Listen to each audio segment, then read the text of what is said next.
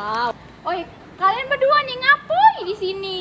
Kami tidak bangun perumahan di sini nih, biar elit ini nih. Oi, gawe kalian tadi nih ngerusak lingkungan. Dari mana ngerusaknya? Kita tuh di sini tuh udah pakai izin gitu loh. Jadi tuh kita juga udah ada planning buat perumahan. Dari mana ngerusak lingkungannya? Itu malah bikin ekonominya naik gitu.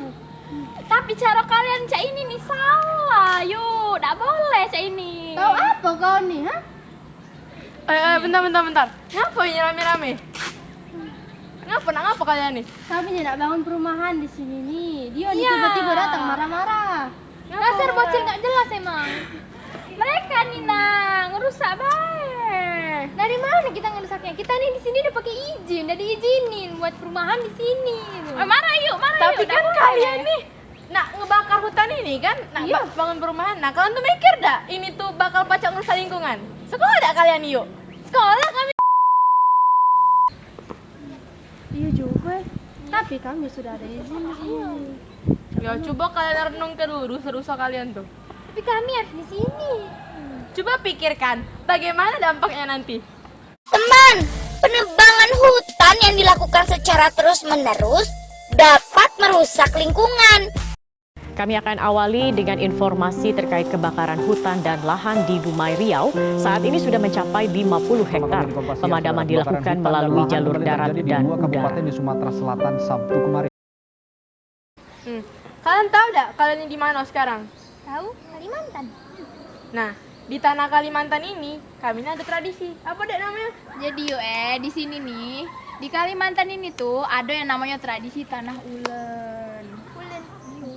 Jadi tanda ulan itu Nah, tradisi tanah ulen itu adalah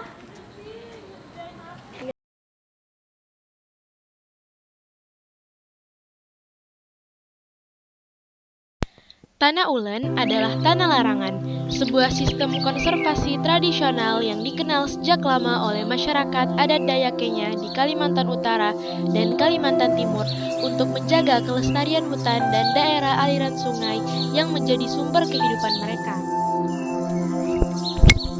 Menurut Ketua Umum Lembaga Adat Dayak Kalimantan Utara mengatakan, larangan untuk aktivitas berladang diterapkan di seluruh bagian di tanah ulen. Sedangkan aktivitas berburu, mengambil hasil hutan dan kayu, menebang pohon untuk bangunan, dan menangkap ikan dapat dilakukan dengan sangat terbatas setelah memperoleh izin dari kepala adat. Pemberian izin untuk pemanfaatan wilayah tanah ulen ini sangat terbatas. Biasanya hanya 1 atau 2 pohon yang diizinkan untuk ditebang. Menangkap ikan pun tidak boleh dengan jaring dan racun. Semua ditangkap dengan cara tradisional. Saat ditemukan orang yang tersesat di wilayah tanah ulen juga akan diberikan sanksi oleh warga adat setempat. Salah satu contoh sanksi yang berat apabila melanggar adalah seperti membayar denda hingga 8 gerabah atau tempayan karena memotong pohon tidak sesuai jumlah yang diizinkan. For your information, 1 gerabah biasanya berkisar 8 juta atau lebih. Selain membayar denda, masyarakat yang melanggar juga harus menanam kembali pohon sesuai dengan jumlah yang ditebang. Dengan cara itu, diharapkan kondisi hutan primer dan aliran sungai di sana tetap terjaga kelestariannya untuk anak dan cucu.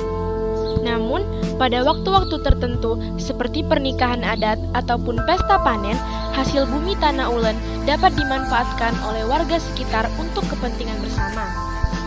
Jadi, dapat disimpulkan kearifan lokal seperti yang ditunjukkan masyarakat adat Dayak Kenya melalui tanah ulen atau tanah angudi Dayak Kayan menggambarkan pemahaman tentang konsep konservasi dengan praktik-praktik yang memperhitungkan keberlanjutan sumber daya alam di masa depan.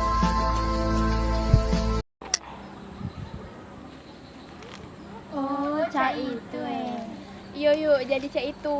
Nah, tradisi tanah ulen ini tuh turun-temurun dilakukan oleh moyang-moyang kami ini Nah, tradisi tanah ulen ini pacak nyegah banyak bencana alam, cak kebakaran hutan inilah contohnya.